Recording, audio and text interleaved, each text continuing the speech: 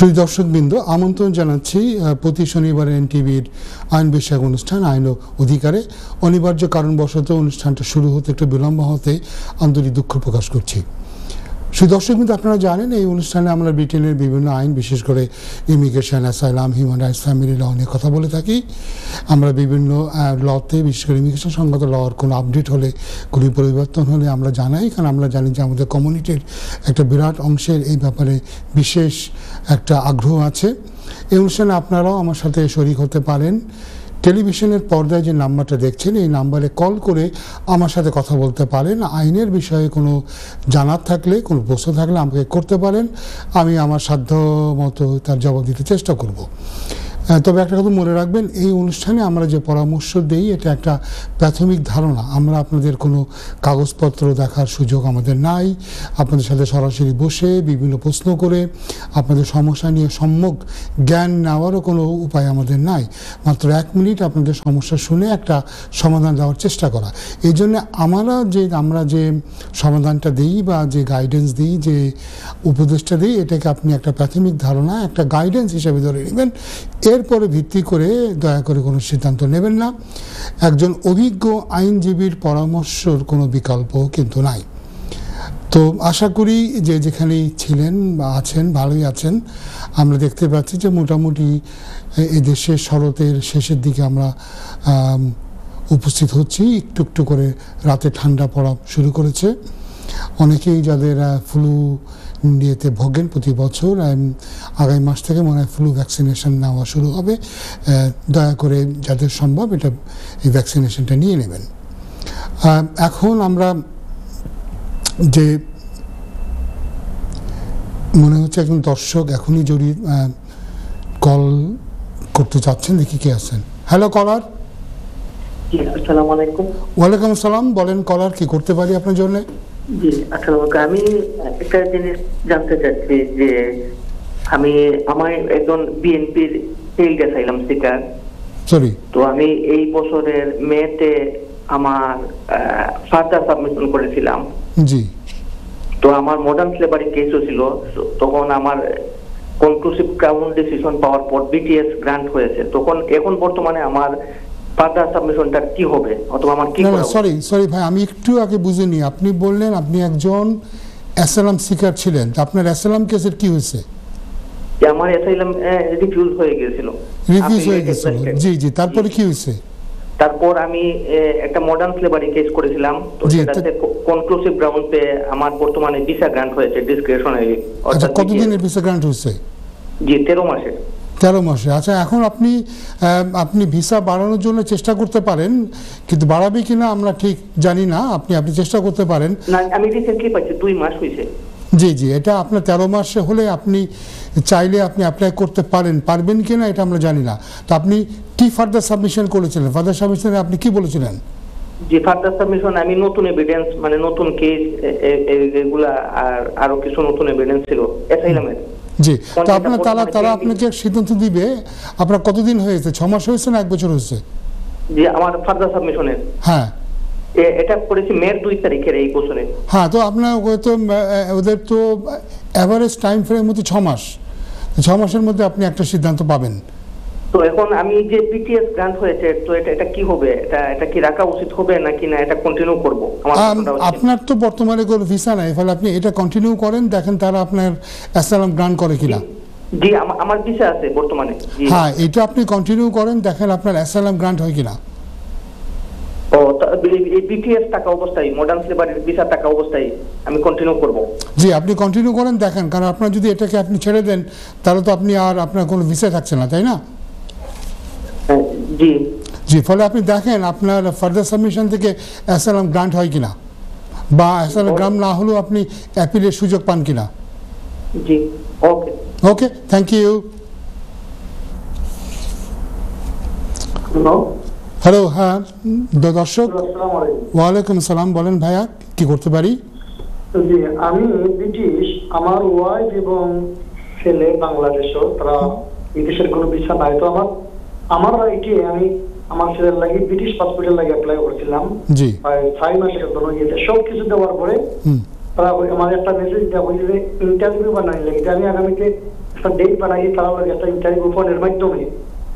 তো এখন ইন্টারভিউটা কেমন হবে বুঝে 2 ঘন্টা, এরপরে ইন্টারভিউ দেওয়ার পরে কতদিন পরে ব্রিটিশ আমার ছেলের পাসপোর্টটা দিবে।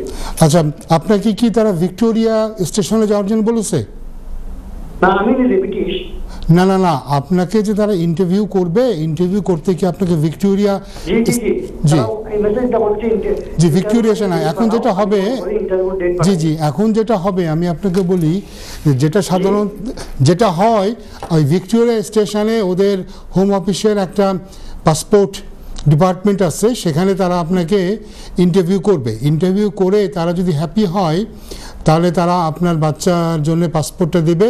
না দিলে তারা যেটা করতে পারে, যদি হ্যাপি না হয় তাহলে তারা আপনাকে বাচ্চার সাথে একটা ডিএনএ করার জন্য বলতে পারে। তাদের অ্যাপ্রুভড, তারা নিজের, আপনি পয়সাটা দেবেন কিন্তু তারাই আপনাকে বলবে একটা জায়গায় যেতে, একটা ক্লিনিকে যেতে, সেখান থেকে আপনাকে হয়তো ডিএনএ করা লাগতে পারে। এরপরে আপনাকে তারা সিদ্ধান্ত, হয়তো এটার পরেও আপনার হয়তো 3-4 মাস লাগতে পারে যদি তারা আপনাকে ডিএনএ করতে। আপনি কি কোনো ডিএনএ সাবমিট করেছেন? না, তা তো চাই নাই ডিএনএ। না, এটা তারা যেটা করে, কাগজপত্র চাইছে আমি সবকিছু দেওয়ার পরে। হ্যাঁ, তারা যেটা করতে পারে, তারা যেটা করে নর্মালি ইন্টারভিউতে হ্যাপি হওয়ার পরে তারা আপনাকে ডিএনএ করার জন্য পাঠায়। আর ইন্টারভিউতে তারা যদি স্যাটিসফাইড না হয় তাহলে তারা ডিএনএ পর্যন্ত যায় না। আচ্ছা, যদি তারা সার্টিফাইড মানে খুশি হয়ে যায়, তারা হ্যাপি হয়ে যায়, তাহলে খুশি হয়ে গেলে ম্যাক্সিমাম ক্ষেত্রে, মোর দ্যান 50% ক্ষেত্রে তখন তারা ডিএনএ করায়। আচ্ছা আচ্ছা, ঠিক আছে, কারণ তারা যদি তখনই বুঝতে পারে যে এটা মানে এটা কেসটা স্ট্রং না, তখন তারা খামাখা আপনাকে দিয়ে ডিএনএ হয়তো করাবে না। বাট তারা যদি আপনার হ্যাপি হয় অন্য ডকুমেন্টে, তাহলে সাধারণত এটা ইচ্ছা করে তারা ডিএনএ না করেও দিতে পারে।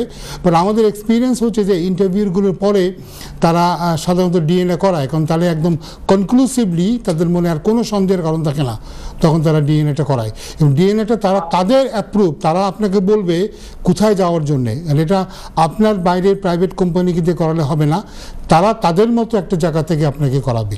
ঠিক আছে, ইন্টারভিউ দিয়েছি ফোনের মাধ্যমে, জি নেবে। ওখানে আপনাকে বিভিন্ন প্রশ্ন করবে, আপনার বাচ্চার মায়ের সাথে সম্পর্কের ব্যাপারে নানা রকম প্রশ্ন করবে, তারা যাতে তারা এটা তারা নিশ্চিত হতে পারে যে সন্তান আপনার, সন্তানের মায়ের সাথে আপনার সম্পর্ক আছে, এই ধরনের জিনিসগুলো নিয়ে তারা প্রশ্ন করবে। কারণ হয় কি যে আমাদের মতো অঞ্চলগুলি থেকে অনেক সময় মানুষ ভুয়া অ্যাপ্লিকেশান করে, যেমন ধরেন চাচা বা মামা তাদের ভাগ্নে বা ভাতিজাকে এদেশে নিয়ে আসে। কারণ এরকম বহুত ঘটনা আছে যে নিজের ঘনিষ্ঠ আত্মীয় সন্তানকে নিজের সন্তান বলে পরিচয় দিয়ে নিয়ে এসেছে, এরকম ঘটনা কিন্তু আছে, আমরা শুনেছি বা আমরা নিজেরা দেখেছিও।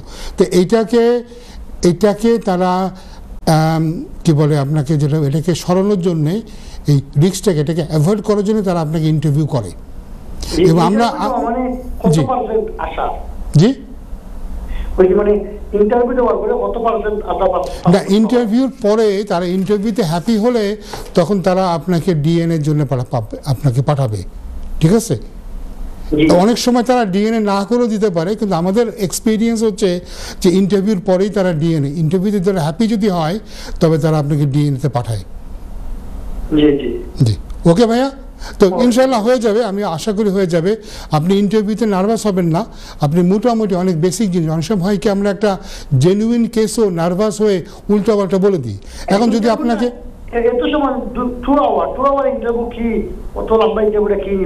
অনেক কিছু করবে, ধরেন আপনার বাচ্চার মায়ের সাথে পরিচয় হলে কিভাবে, বাচ্চার মা কোথায় থাকে, বাচ্চার মাকে আপনি সাপোর্ট করেন কি না, বাচ্চার জন্মের সময় আপনি কোথায় ছিলেন, বাচ্চার জন্মের আগে আপনি কবে গেছিলেন। তারা জানতে চাইবে যে বাচ্চার মায়ের সাথে আপনার কখন সম্পর্ক হওয়ার কারণে বাচ্চা জন্ম হয়েছে। এখন দেখা গেল আল্লাহ মাফ করুক, কেউ বলছে এটা আমার বাচ্চা, কিন্তু সে তো বাচ্চার জন্মের 2 বছর আগে সে দেশেও যায়নি, তাহলে একটা সমস্যা না। তো এটা তারা জানতে চাইবে যে বাচ্চার মায়ের সাথে আপনার কখন কিভাবে সম্পর্ক হলো বা কী কারণে তারা ধরে নেবে বাচ্চাটা আপনারই বাচ্চা। বুঝতে পেরেছেন, আপনি কিছু মাইন্ড করবেন না, বাট এটা এই ধরনের অনেকেরই কিন্তু ইস্যু থাকে। অনেকেই বলে দেখা গেছে বাচ্চার জন্য অ্যাপ্লাই করেছে কিন্তু বাচ্চা সে দেশেই যায় না 2-3 বছর, তাদের বাচ্চাটা তার বাচ্চা হলো কী করে আপনি বলেন।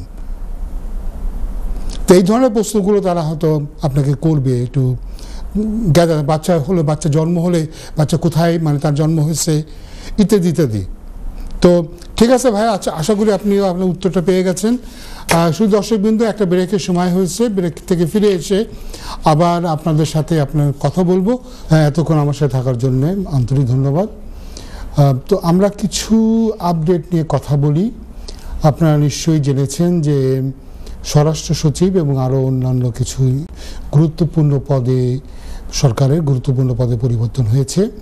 স্বরাষ্ট্র সচিবের পদ থেকে ইভিট কুপারকে সরিয়ে উনি অবশ্য গুরুত্বপূর্ণ একটা মন্ত্রণালয় পেয়েছেন, উনি এখন পররাষ্ট্র সচিব হয়েছেন। তার জায়গায় এখন স্বরাষ্ট্র মন্ত্রণালয়ে এসেছেন পাকিস্তানি বংশোদ্ভূত শাবানা মাহমুদ। শাবানা মাহমুদের একটা চমৎকার ব্যাকগ্রাউন্ড আছে, তিনি অক্সফোর্ড ইউনিভার্সিটি থেকে পড়াশোনা করেছেন এবং পরবর্তীকালে তিনি ব্যারিস্টার হন। তো তিনি হচ্ছেন মিডল্যান্ডে, বার্মিংহাম, কভেন্ট্রি এই সমস্ত অঞ্চল থেকে এসেছেন। তো এটা অবশ্যই একজন এশিয়ান যেহেতু এই পদটা পেলেন, এটা আমাদের জন্য একটা ভালো এটা আমাদের জন্য একটা গৌরবের ব্যাপার। এর আগে আমরা দেখেছি প্রীতি প্যাটেল, উনি ছিলেন স্বরাষ্ট্র সচিব। তো শাবানা মাহমুদ হওয়ার পরে আমরা জানি না হোম অফিসে কী ধরনের পরিবর্তন হবে ইমিগ্রেশনের ব্যাপারে, কিন্তু মনে করা হচ্ছে যে এটা সরকারের যে একটা একটা বৃহত্তর পরিকল্পনা আছে যে ইমিগ্রেশনকে আরও অধিকতর নিয়ন্ত্রণের মধ্যে আনার, আমার মনে হয় সেই দিকেই উনি কিন্তু এগিয়ে যাবেন। আমরা আপডেটগুলির প্রথম যে আপডেট আজকে আমরা দিতে যাচ্ছি, সেখানে আমরা দেখতে পাচ্ছি যে ব্রিটেন আর 4টি বড় শক্তি বা বড় দেশ, আমেরিকা, কানাডা, অস্ট্রেলিয়া, নিউজিল্যান্ডের সাথে মিলে তারা একসাথে, এদেরকে বলা হচ্ছে 5I, এরা মিলে তারা এক ধরনের সমন্বিত পরিকল্পনা নিয়ে তারা এগোবে, বিভিন্ন সহযোগিতা করবে কিভাবে এই ইমিগ্রেশনকে আরও সুন্দরভাবে নিয়ন্ত্রণ করা যায়। এবং যে সমস্ত দেশে থেকে তারা তাদের ইমিগ্রেন্টদেরকে ফেরত দিতে চান না, অথবা দেখা গেল যে এদেশে এসে কোনো একটা দেশ থেকে এসে কেউ অ্যাসাইলাম চাইলো, তার অ্যাসাইলাম ব্যর্থ হলো, বা কোনো একজন দেশে ইলিগালি আসলো, বা কারোর ভিসা শেষ হয়ে গেল, কিন্তু তাকে তার দেশ ফেরত নিতে চাচ্ছে না। যে সমস্ত দেশ তাদের নাগরিকদেরকে ফেরত দিতে চাইবে না, সে সমস্ত দেশের ব্যাপারেও কিন্তু এরা ব্যবস্থা নেবে। দেখা যাবে সেই দেশ থেকে খুব কম মানুষকেই তারা ভিসা দেবে। আমরা জানি যে ব্রিটেন অন্যান্য দেশের সাথে তারা যে একযোগে কাজ করছিল, এটা নিয়ে এই অনুষ্ঠানে আর অন্য অনুষ্ঠানে আমি অনেকবারই কিন্তু বলেছি।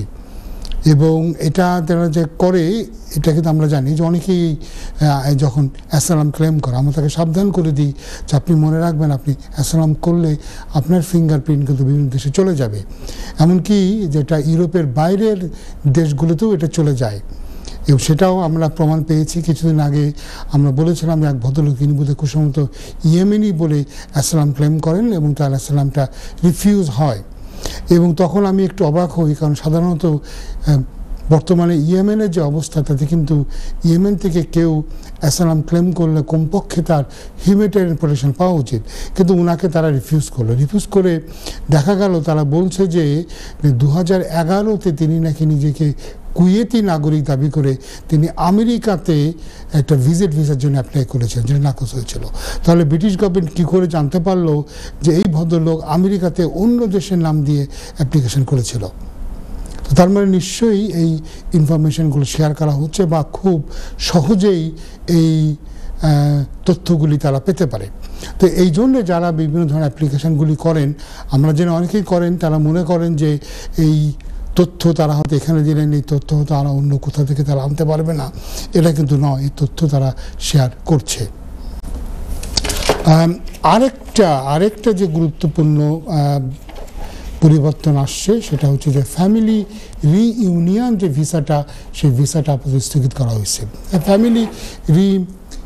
ফ্যামিলি রিইউনিয়ন ভিসাটা কি একটু খালি বুঝিয়ে বলি। যারা এদেশে এসে রিফিউজি স্ট্যাটাস পান, তারা ইচ্ছা করলে তাদের পরিবার, অর্থাৎ তার স্ত্রী বা স্বামী এবং পুত্র কন্যাদেরকে তারা বিনা খরচে, বিনা ভিসা ফিতে এদেশে আনতে পারেন। এবং এই অ্যাপ্লিকেশন করার জন্য কোনো রকম অ্যাকোমোডেশন, কোনো ইনকাম কিছুই দেখাতে হয় না। যারা আসবেন তাদের কোনো ল্যাঙ্গুয়েজ টেস্টেরও দরকার পড়ে না। এবং খুব সহজেই এই অ্যাপ্লিকেশনগুলো করা যায়। তো সরকার বলতে চাচ্ছে যে এটা আসলে সঠিক হচ্ছে না। কেন হচ্ছে না? তারা বলতে চাচ্ছে যে দুটো কারণ দেখাচ্ছে। একটা কারণ দেখাচ্ছে যে এই যে একজন সেটেল পারসন, মানে ব্রিটিশ মানুষকে যদি তাদের পরিবার পরিজন আনতে হয় তবে তাদেরকে মেনটেন্যান্স দেখাতে হয়, এই মুহূর্তে যেটা 29,000, অ্যাকোমোডেশন দেখাতে হয়, তাদের স্ত্রী বা স্বামীকে ইংলিশ টেস্ট দিতে হয়। তো এই কেন এখানে রিফিউজিদের জন্য একটা আলাদা ব্যবস্থা হবে? কেন তারা প্রায়োরিটি পাবে? কেন তারা এই ধরনের কোনো কিছু না দেখিয়েই তারা পরিবারকে আনতে পারে? আরেকটা কারণ তারা দেখাচ্ছে, সেটা হচ্ছে এই যে অনেকেই খুব দ্রুত পরিবার আনতে চাচ্ছেন এবং দেখা গিয়েছে অনেকেই ভিসা পাওয়ার পরে, অ্যাসাইলাম গ্রান্ট হওয়ার পরে 2-3 সপ্তাহের ভিতরে এমনকি তারা যে ইমার্জেন্সি অ্যাকোমোডেশনে তারা আছেন সেখান থেকে যাওয়ার আগেই তারা অ্যাপ্লিকেশনটা করে দিচ্ছেন। এবং এর ফলে কি হচ্ছে যে এদেশে, কারণ তারা তো অ্যাসাইলাম গ্রান্টেড যে পার্সনগুলি, যে রিফিউজিগুলি, তাদের নিজেদের জব নাই, অ্যাকোমোডেশনও নাই। এবং এই পরিবার পরিজন আসলে এদেশে কি হচ্ছে, একটা অ্যাকোমোডেশনের প্রবলেম হচ্ছে, হোমলেস হওয়ার জন্যে প্রবলেম হচ্ছে এবং ফাইন্যান্সিয়াল একটা প্রেশার হচ্ছে, কারণ তারা তো কাজ করতে পারছে না। তো এই কারণে কি হচ্ছে, এদের রিসোর্সের উপরে জোরে একটা চাপ পড়েছে। যেখানে একটা স্ট্যাটিস্টিক তারা দিচ্ছে, তারা বলতে চাচ্ছে যে জুন মাস পর্যন্ত 1 বছরে 20,817 জনকে ফ্যামিলি ইউনিয়ন ভিসার আন্ডারে আনা হয়েছে। এবং যেটা এর আগের বছর এর আগের বছরের চাইতে 30% বেশি। এবং গত বছর যত ফ্যামিলি ভিসা দেওয়া হয়েছে তার 29% ভিসাই হচ্ছে এই ফ্যামিলি ইউনিয়নের মাধ্যমে যারা এই দেশে এসেছেন। সেই কারণে তারা এই ভিসার ব্যাপারে অনেক কড়াকড়ি করছেন।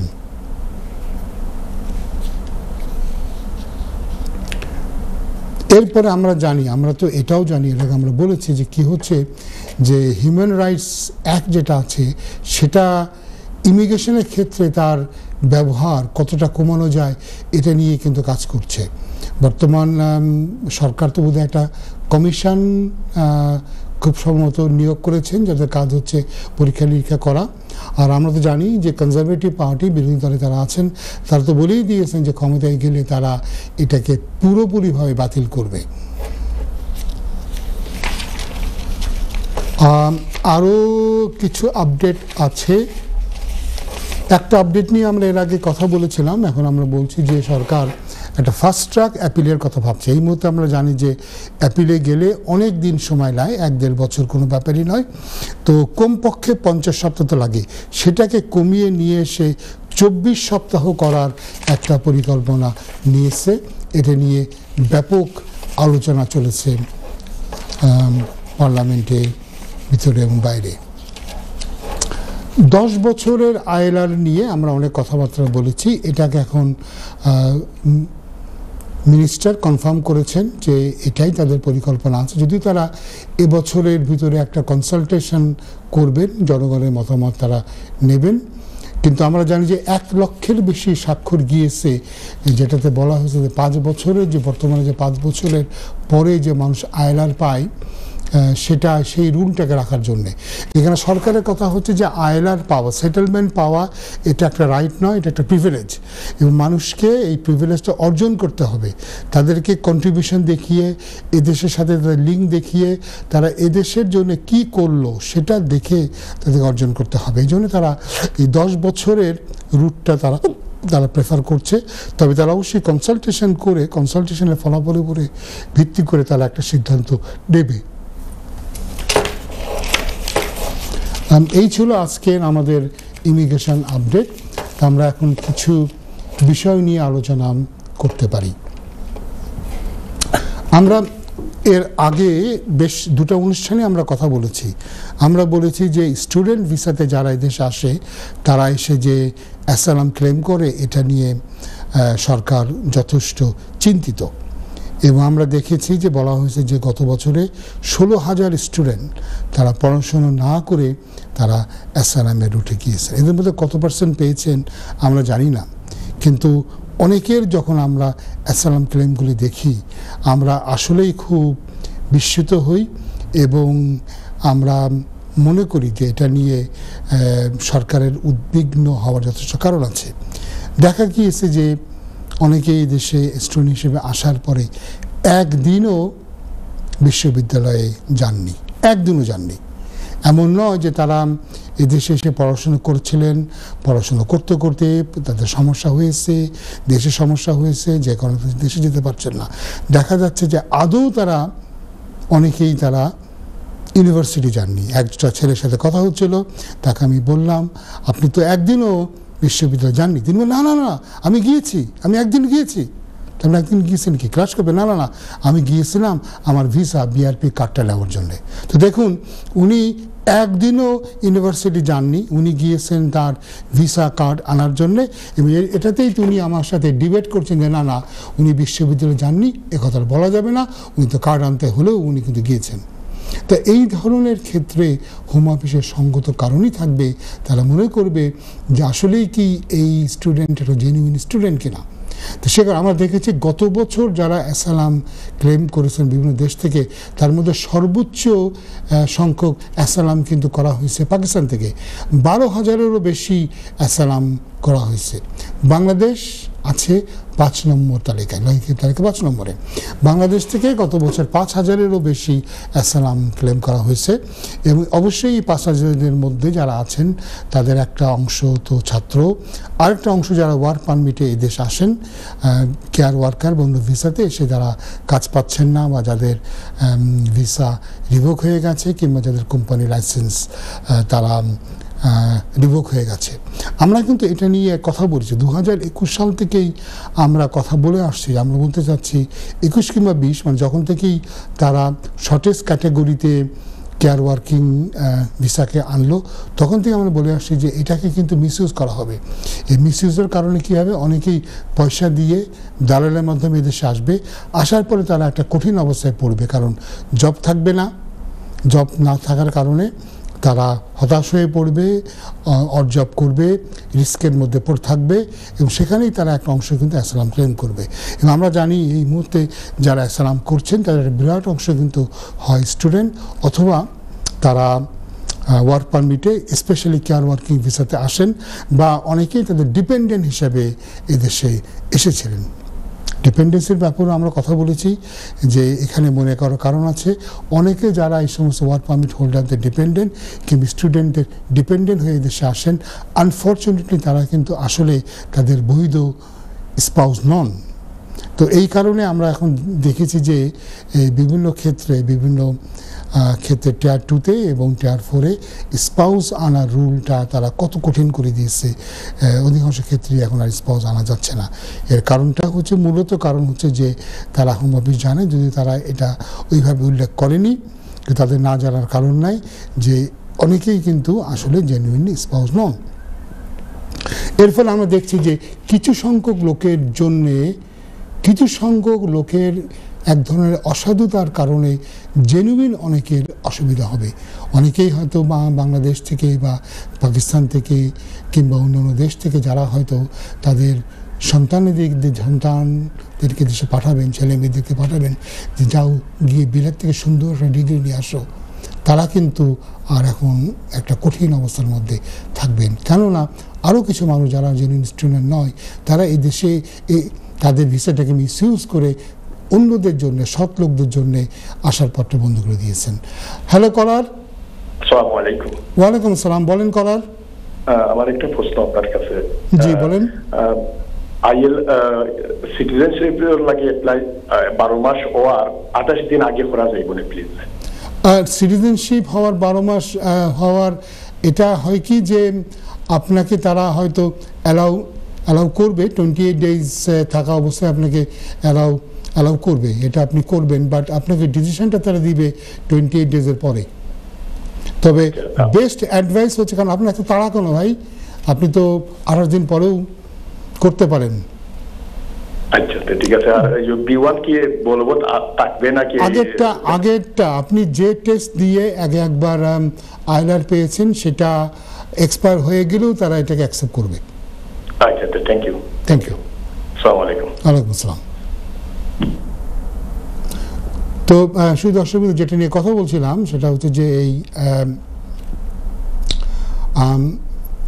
আমরা দেখছি যে কিছু সংখ্যক লোক একটা ভিসাকে মিসইউজ করার জন্য ওই ভিসাগুলি রেস্ট্রিক্টেড হয়ে যাচ্ছে। আমরা এখনও জানি যে পাকিস্তান সহ 5টি দেশকে তারা টার্গেট করেছে, শ্রীলঙ্কা বোধহয় এর মধ্যে আছে, যে যেখান থেকে অধিকাংশ মানুষ স্টুডেন্ট ভিসাতে এসে তারা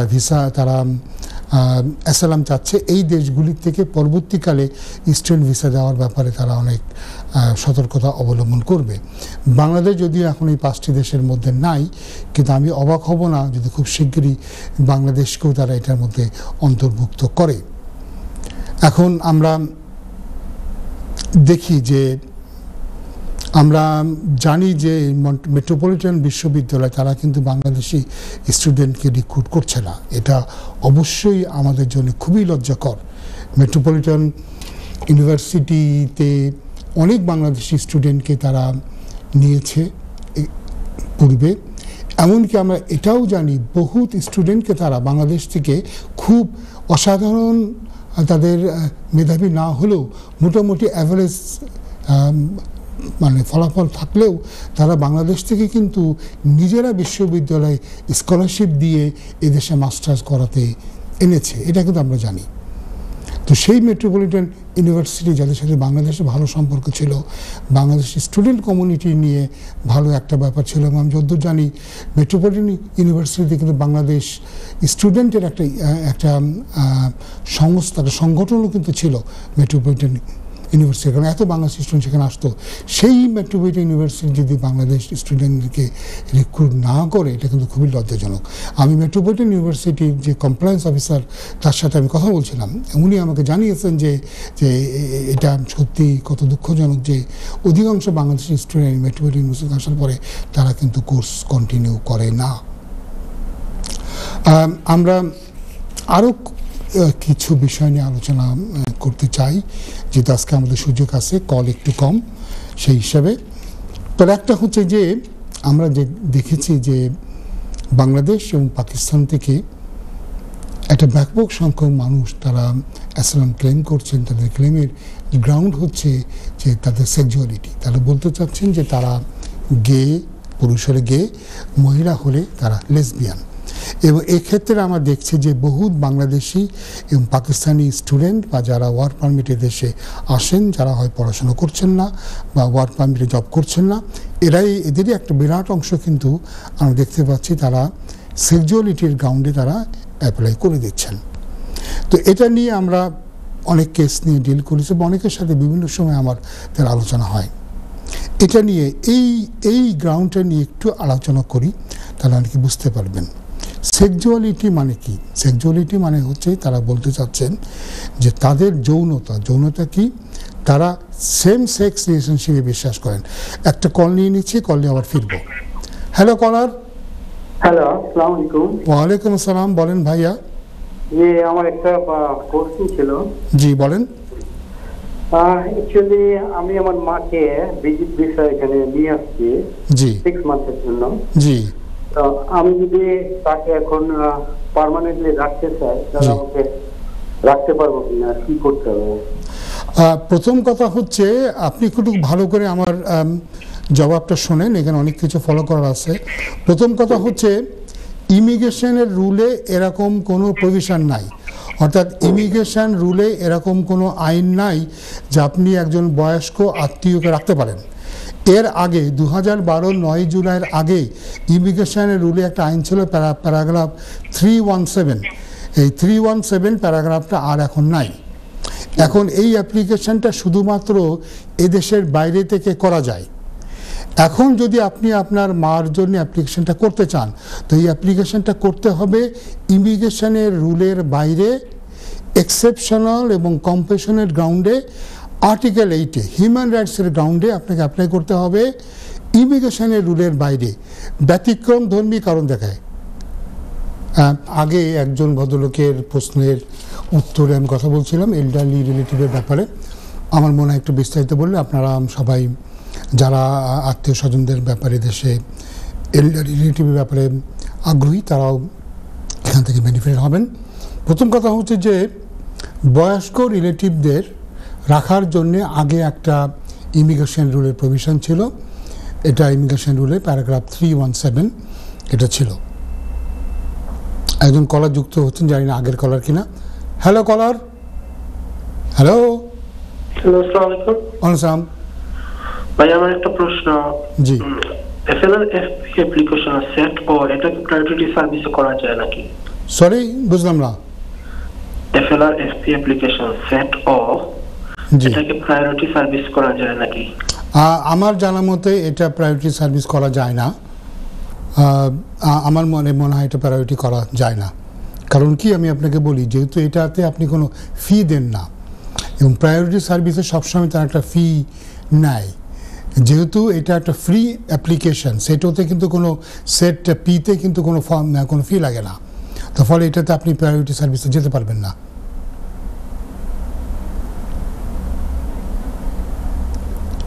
আপনি কি আমার কথা বুঝতে পারলেন? যে অ্যাপ্লিকেশন থেকে আপনি প্রায়োরিটি সার্ভিসে যান সেটাতে আপনি 1000 পাউন্ড ফি দেন, যেহেতু মূল অ্যাপ্লিকেশনে কোনো ফি নাই, তো ফলে আপনি ফি দিয়ে এটাকে প্রায়োরিটি সার্ভিসে আপনি আনতে পারেন না। আশা করি দর্শক আপনার প্রশ্নের উত্তরটা পেয়ে গেছেন। এখন আমি একটু আগে যে ভদ্রলোকের প্রশ্নের জবাব দিচ্ছিলাম সেটাকে একটু বিস্তারিত বলি। এল্ডারলি রিলেটিভ, বাবা মা বা আবার একজন কলার যুক্ত হচ্ছেন। হ্যালো কলার। হ্যাঁ, হ্যালো। আমি আপনার বিজ্ঞাপন বিরতির আগে কল করেছিলাম আপনার আম্মার ব্যাপারে, তাই তো? হ্যাঁ, জি জি, আপনি শোনেন এখন। তো যেটা আমি বলছিলাম যে এটাতে আরেকটা ব্যাপার, আমি ওই ইউরোপিয়ান সিটিজেন না, আমি ব্রিটিশ সিটিজেন। জি, তো এই জন্য ইউরোপিয়ানদের জন্য তো আগে ছিল আলাদা একটা। এখন আর ওইটা নাই, এখন তো যেহেতু আর ওইটা নাই, এখন যেটা হবে আপনি ইমিগ্রেশনের রুল বা এই দেশের নর্মাল ইমিগ্রেশন ল দ্বারা আপনার প্রতিষ্ঠানটা গভর্ন হবে। যেটা আমি বলছিলাম যে আগে 2012-এর 9 জুলাইয়ের আগে একটা আইন ছিল যে ক্ষেত্রে আপনার বাবা বা মা যদি কেউ 65 বছরের উপরে হন এবং যদি আপনি একটা আন্ডারটেকিং দেন তবে আপনি বাবা মাকে রেখে দিতে পারতেন। এখন এটা নাই, 2012 9 জুলাই পর থেকে এই প্রভিশনটা নাই। এটা শুধুমাত্র দেশের বাইরে থেকে যদি আপনি অ্যাপ্লাই করেন তো সেক্ষেত্রে একটা অবস্থা আছে। এদেশ থেকে অ্যাপ্লাই করতে গেলে আপনাকে অ্যাপ্লাই করতে হবে ইমিগ্রেশনের রুলের বাইরে, এক্সেপশনাল গ্রাউন্ডে, এক্সেপশনাল বা কম্পেলিং কম্প্যাশনের গ্রাউন্ডে আপনাকে করতে হবে হিউম্যান রাইটসে আর্টিকেল 8-এ। তো যেটাতে আপনাকে দেখাতে হবে সেটা হচ্ছে এই যে আপনার বাবা মা তাদের শারীরিক কারণে কিংবা বয়সের কারণে তারা অক্ষম, নিজেদের দেখাশোনা করতে তারা অক্ষম এবং আপনাদের উপরে তারা ডিপেন্ডেন্ট। শুধুমাত্র যে ফাইন্যান্সিয়ালি নয়, অন্য অন্য দিক দিয়েও তারা আপনার জন্য ডিপেন্ডেন্ট এবং যে ডিপেন্ডেন্সি তাদের আছে এটা বাংলাদেশে গেলে আপনি টাকা পাঠিয়ে কিংবা কাজের লোক দিয়ে কোনোভাবেই এটা আপনি করতে পারবেন। অর্থাৎ তাদেরকে এইগুলো ছাড়াও আপনাদের কোম্পানি, আপনাদের সঙ্গ তার জন্য খুবই দরকার। তো এটার জন্য অবশ্যই আপনার মেডিকেল ডকুমেন্ট লাগবে। সবচেয়ে মেন এটাই আর কি, তার মেন্টালি সাপোর্ট দরকার। হ্যাঁ, তো এটা তো খালি আপনি বললে হবে না, এটার জন্য এই যে বললাম আপনাকে মেডিকেল রিপোর্টও সাবমিট করতে হবে, তার বয়স একটা ফ্যাক্টর। এবং এই ধরনের কেস আমরা জানি যে আপনি অ্যাপ্লিকেশন করলে এটা 90% ক্ষেত্রে তারা না করে আপনাকে অ্যাপিলে যেতে বলে। আমরা প্রচুর কেস করেছি এটার পরে, আমি নিজেও করেছি। আমাদের সবকটা কেস, একটা কেস ছাড়া সবকটা কেসকেই আমাদের কোর্টে গিয়ে নিয়ে আসতে হয়েছে। তো আরেকটা ব্যাপার, আরেকটা কোশ্চেন। জি, আপনাকে কিন্তু মেডিকেল নোটেরও ব্যাপার, আপনাকে মেডিকেল নোট দিতে হবে এবং ডক্টর তিনি কনফার্ম করবেন যে তার এই আপনি যে বললেন যে মেন্টাল সাপোর্টটা, এই মেন্টাল সাপোর্টের ব্যাপারে, যে এই সাপোর্টের ব্যাপারে আবার দেখবেন আপনি অ্যাপ্লিকেশন ফর্মে কি বলে এসেছেন। অ্যাপ্লিকেশন ফর্মে যেমন আমরা এমনও ঘটনা দেখেছি যে আমাদের কাছে এসেছেন, বলেছেন দেশে তার দেখার মতো কেউ নাই, অ্যাপ্লিকেশন ফর্মে দেখা গেছে দেশে তার ভাই বোন আছে, এমনকি তার ছেলেও একটা আছে। তো এই জিনিসগুলি কিন্তু ফেটাল হবে। কারণ আপনাকে তারা নিশ্চয়ই আপনার আম্মাকে যখন ভিসা দিয়েছে দেশে তার সিগনিফিক্যান্ট টাই ছিল বলেই তিনি ভিসা পেয়েছেন। এখন কেন সেই সিগনিফিক্যান্ট টাইটা ডিসঅ্যাপিয়ার হয়ে গেল এটাও কিন্তু ব্যাখ্যা দিতে হবে, ঠিক আছে? আর এটা যদি আমি অ্যাপ্লিকেশন করে এটা উইথিন 6 মান্থের মধ্যে করতে হবে না এন্ড অফ দা ভিসা পরে করা যায়? সরি ভাই, আপনার কথাটা একটা বুঝলাম না। আপনার অ্যাপ্লিকেশন ফর্মটা হবে FLR-FP। হ্যাঁ, এটা কি উইথিন 6 মান্থের মধ্যে ভিসা শেষ হওয়ার আগে আমাকে এটা এই ধরনের অ্যাপ্লিকেশন, হিউম্যান রাইটস অ্যাপ্লিকেশন বা অ্যাসাইলাম অ্যাপ্লিকেশন সবসময় করা যায়। আপনি ইচ্ছা করলে ভিসা শেষ হওয়ার আগে করতে পারেন, পরে করতে পারেন। আগে করলে ভালো, আর পরেও করলে কোনো মানে পরে করলে আপনাকে না করে দেবে এমন কোনো ইয়ে নাই। কারণ তারা বলতে পারে যদি তোমার ইস্যুটা যদি তুমি আগে ইস্যুটা অ্যারাইজ করে তখন তুমি আগে করলে না কেন, তা আগে করলে না কোনো এই জন্য আপনাকে এটাকে না করবে না। কারণ অ্যাসাইলাম এবং হিউম্যান রাইটস অ্যাপ্লিকেশনের জন্য কোনো নির্দিষ্ট টাইম নাই। ওকে। আর যখন ওই যে ভিসা এক্সপায়ার পরে যদি তারা রিফিউজ করে তার যাওয়ার জন্য তো কোনো প্রবলেম হবে না? তার জন্য কিছুদিন প্রবলেম হবে না? যখন যদি তারা রিফিউজ করে জি করলো, তারপরে তার ভিসা যখন শেষ হয়ে যাবে তখন যাওয়ার টাইমে তো কোনো প্রবলেম হবে না? না, যেতে তো কখনোই প্রবলেম নাই, এদেশে যেতে তো কারোর প্রবলেম নাই। তো যেটা হবে উনি কিন্তু অ্যাপিল পাবেন। তো আপনি যদি যেহেতু আপনার ফাইন্যান্সিয়াল অ্যাবিলিটি আছে, সব কিছু আছে, তো আপনাকে যেটা আর্গুমেন্ট করতে হবে সেটা হচ্ছে এই যে আমার মা যদি বাংলাদেশ থেকে অ্যাপ্লাই করতো তাহলে তোমাদের আইন অনুযায়ী তার এদেশে ভিসা পাওয়াটা খুবই সম্ভাবনা ছিল, কারণ ওনার এই কারণে এবং তার মেডিকেল নোটটা সবই ছিল এবং আমাদের পক্ষে তাকে বাংলাদেশে মেনটেন করা বা রাখা সম্ভব ছিল না। এখন এই একই কনসিডারেশন তার জন্য অ্যাপ্লাই করে, কিন্তু পার্থক্য হচ্ছে এই তিনি এখন দেশে নাই, তিনি এখন আছে এই দেশে। তো এনিওয়ে আপনি অভিজ্ঞ কোনো আইনজীবীর পরামর্শ নিলে উনি সুন্দর করে আপনাকে পরামর্শ দিতে পারবেন, কী কী ডকুমেন্ট দেবেন, এক্সপার্টের থেকে কি আপনি দেবেন রিপোর্ট, এই ব্যাপারে আপনাকে অ্যাডভাইস করবে। ধন্যবাদ আপনাকে। Okay, thank you. Thank you. আবার আমরা আলোচনায় ফিরে যাচ্ছি। আমরা অ্যাসাইলাম ক্লেম সেক্সুয়ালিটির বেসিসে আমরা কথা বলছিলাম। তো সেক্সুয়ালিটির বেসে মানুষ যখন অ্যাসাইলাম ক্লেম করে তারা বলে হয় তারা যেটাকে আমরা বলি LGBT, তারা হয়তো লেসবিয়ান কিংবা তারা গে কিংবা তারা হয়তো বাইসেক্সুয়াল অথবা তারা হচ্ছে ট্রান্সজেন্ডার। তো এই গ্রাউন্ডে তারা বলে এবং তারা বলতে চায় যে এটার কারণে তারা দেশে গেলে তাদের সমস্যা হবে। তাহলে এটাকে আমরা রিফিউজি কনভেনশনের ভিতরে কী করে আনি? রিফিউজি কনভেনশন যারা জানেন, আমি এই অনুষ্ঠান থেকে অনেকবারই বলেছি যে এটা সবার জন্য নয়, এটা একমাত্র 5 ক্যাটাগরির লোকের জন্যে অ্যাসাইলাম। তা আমরা যে প্রায় শুনি বা দেখি একজন বলল চাচার সাথে আমার জায়গা জমি নিয়ে বিরোধ, এটা কিন্তু অ্যাসাইলামের মধ্যে পড়ে না, অ্যাসাইলাম গ্র্যান্ট আসে না। কিংবা কেউ বললেন যে আমি একজনের কাছ থেকে পয়সা ধার করেছিলাম, পয়সা শোধ দিতে পারিনি, এটাও কিন্তু অ্যাসাইলামের মধ্যে পড়ে না। কিংবা একজন বলল যে না আমি এক বড় লোকের মেয়ে, সেটা আমার প্রেম ছিল, তাকে বিয়ে করতে চেয়েছি, ওই পরিবার আমাকে মারবে, এটাও কিন্তু ব্রডলি অ্যাসাইলামের গ্রাউন্ডের মধ্যে পড়ে না। তো কিংবা আমার স্বামীর সাথে ঝগড়া হয়েছে, আমার স্বামী আমাকে তালাক দিয়ে দিবে, হুমকি সামকি দিচ্ছে, এটাও হয়তো ব্রডলি। হ্যাঁ, কোনো কোনো ক্ষেত্রে যদি আপনি বলতে পারেন সিঙ্গেল উইমেন হিসেবে দেশে সামাজিকভাবে আপনি ধিক্ষিত হবেন, সেটা হতে পারে, কিন্তু ইন জেনারেল এটাও তেমন কোনো অ্যাসাইলাম গ্রাউন্ডের মধ্যে পড়ে না।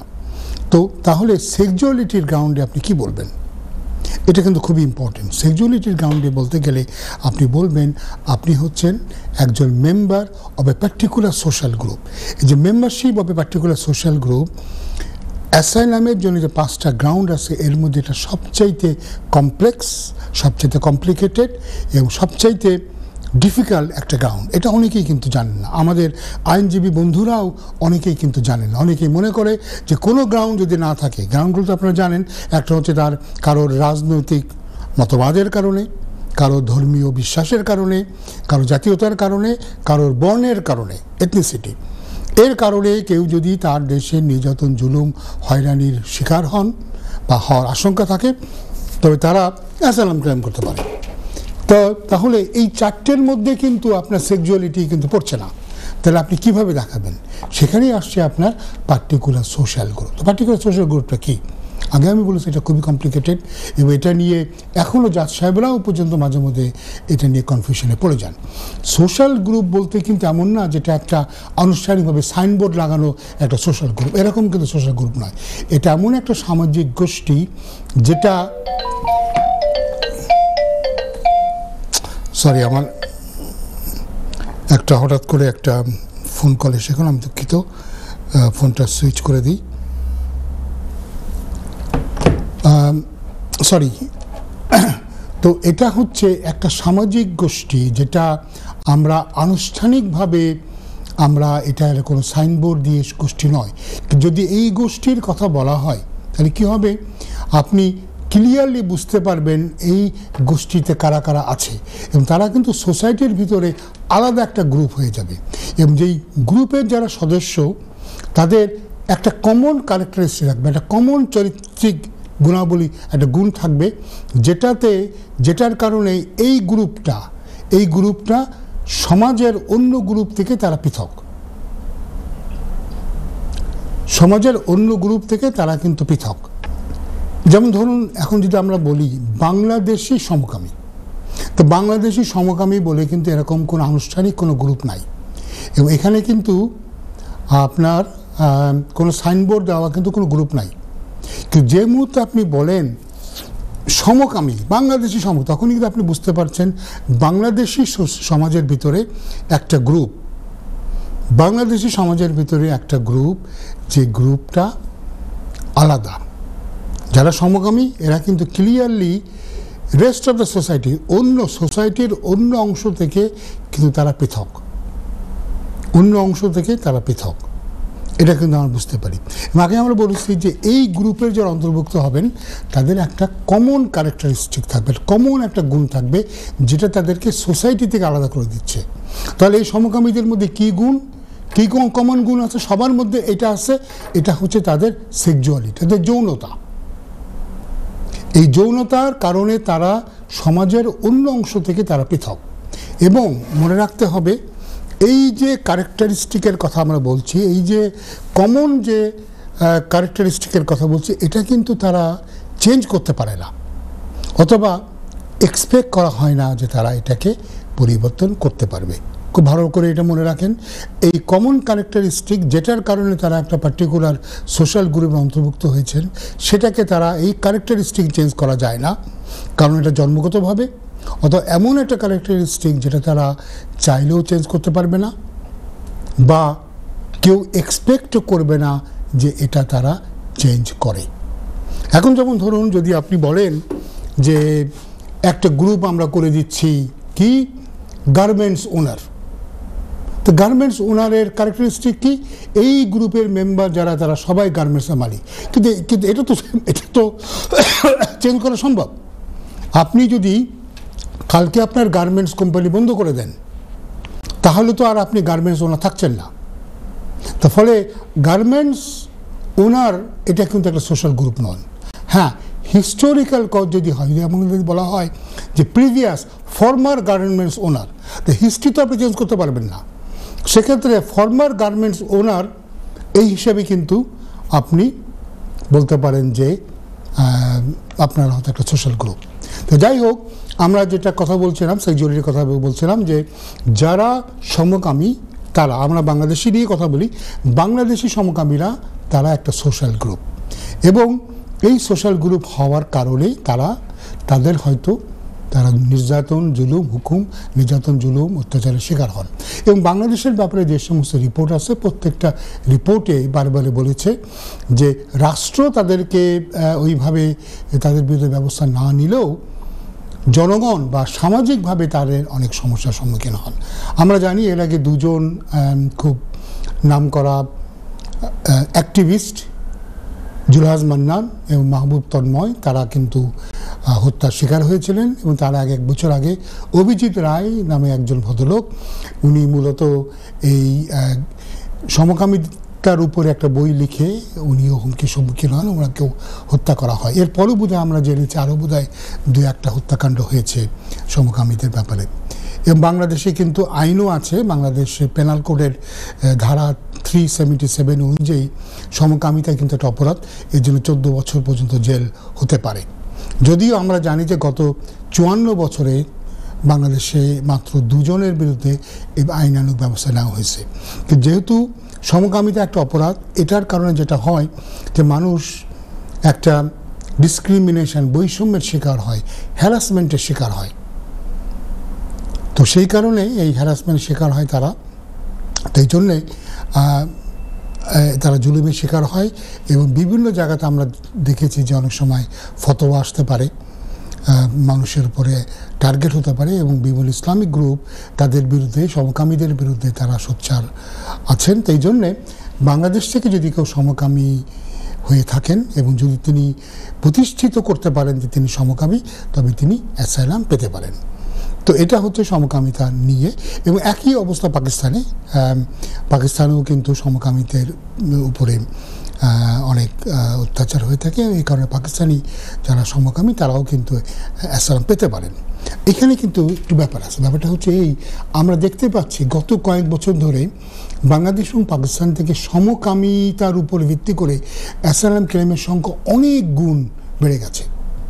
এবং এই যে আমরা বলছিলাম স্টুডেন্টের কথা, বহুত পাকিস্তানি বাংলাদেশি স্টুডেন্ট এই দেশে আসার পরে ইউনিভার্সিটিতে যায় না, পড়াশোনা বাদ দিয়ে দিয়েছে, হঠাৎ করে তারা সমকামী হয়ে গেছে।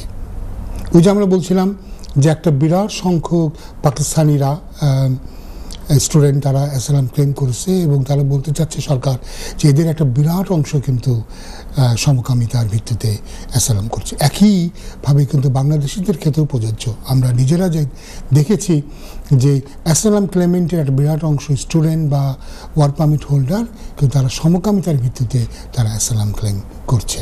এটা হলো একটা দিক। অ্যাসাইলাম অনেক ক্ষেত্রেই কিন্তু রিফিউজ হয়, প্রত্যাখ্যান হয়। তারপরে তারা অ্যাপিলে গেলে অনেক ক্ষেত্রে জাজ সাহেবরা সিম্প্যাথেটিক হন, তারা বাংলাদেশ সম্পর্কে তারা বিভিন্ন ডকুমেন্ট দেখেন।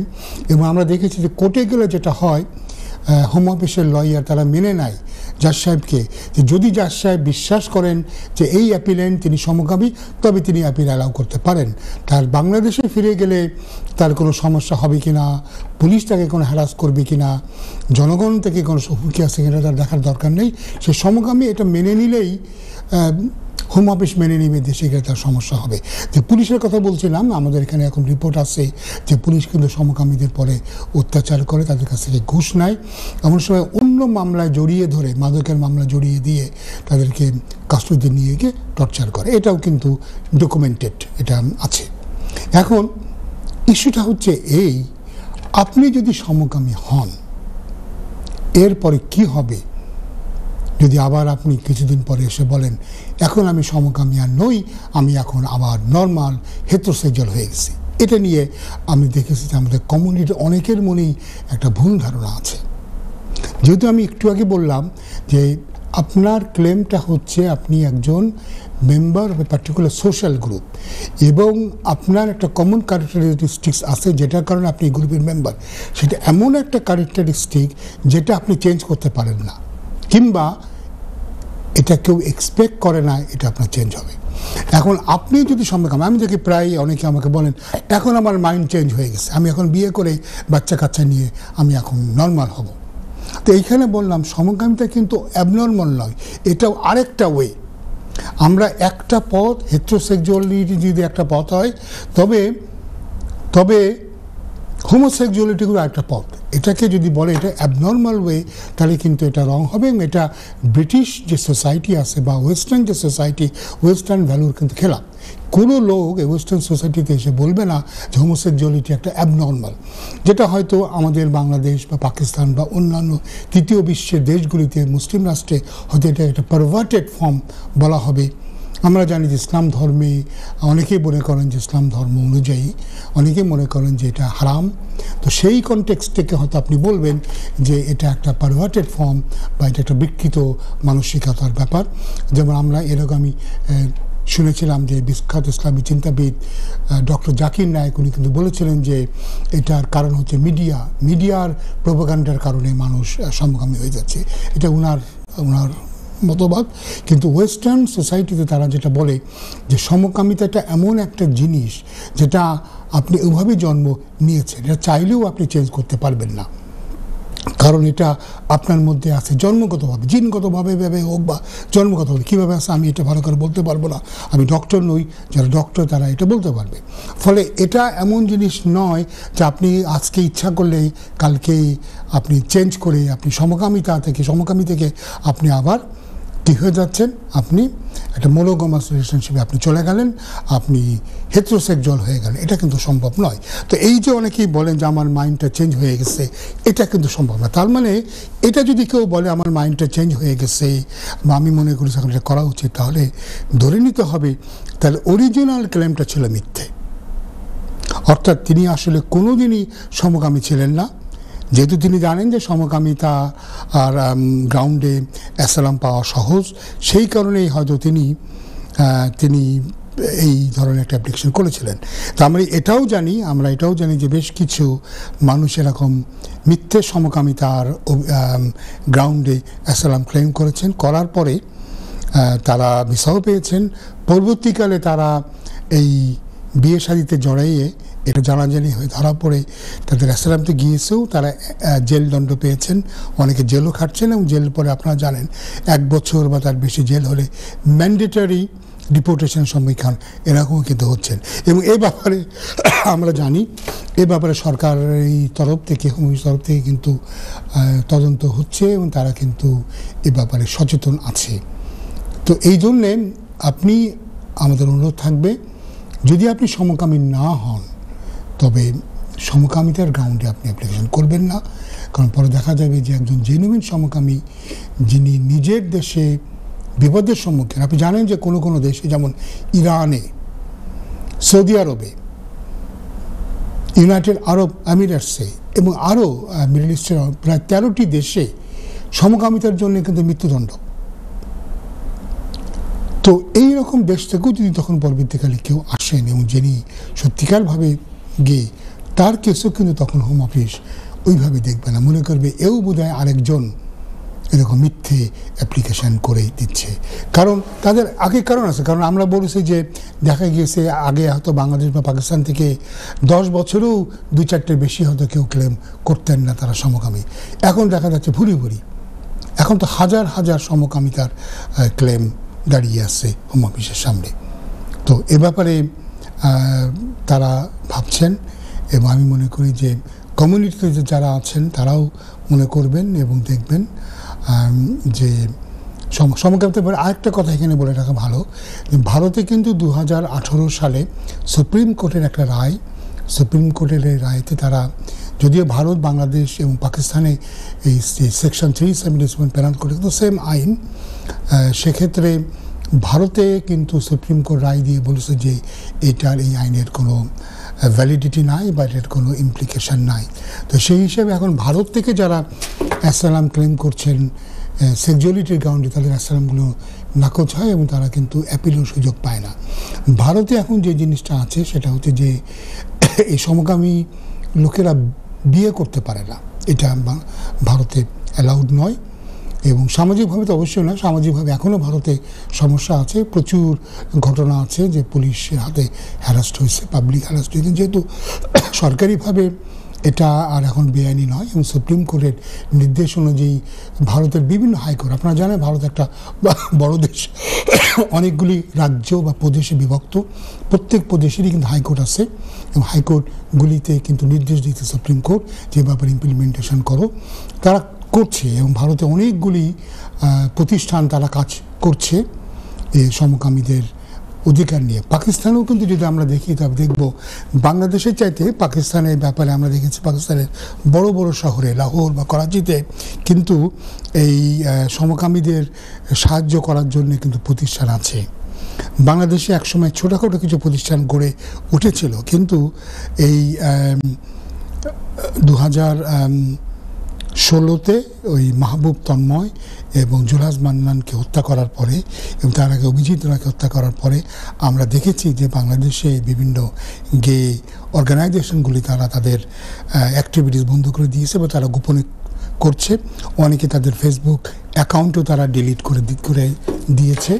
তো সেই হিসাবে বাংলাদেশের অবস্থা পাকিস্তান থেকে একটু খারাপ। তো যাই হোক, আমরা মোটামুটি অনুষ্ঠানের শেষ পর্যায়ে এসে গেছি। আজকে আমরা বিভিন্ন বিষয় নিয়ে কথা বললাম, পরিবর্তনের কথা বললাম, ফ্যামিলি রিইউনিয়ন ভিসাটা বন্ধ হয়ে গেছে সেটার কথা আমরা বললাম, হাইকোর্ট কী বলে ইমিগ্রেশনের অ্যাসাইলামের অ্যাপিল ফাস্ট ট্র্যাক করার কথা বললাম 24 সপ্তাহের মধ্যে। তো আশা করি দর্শক আপনারা এই অনুষ্ঠান নিয়ে আপনাদের মতামত জানাবেন এবং আমার সাথে আপনাদের আবার দেখা হবে 2 সপ্তাহ পরে। ততদিন ভালো থাকুন, দেখা হবে।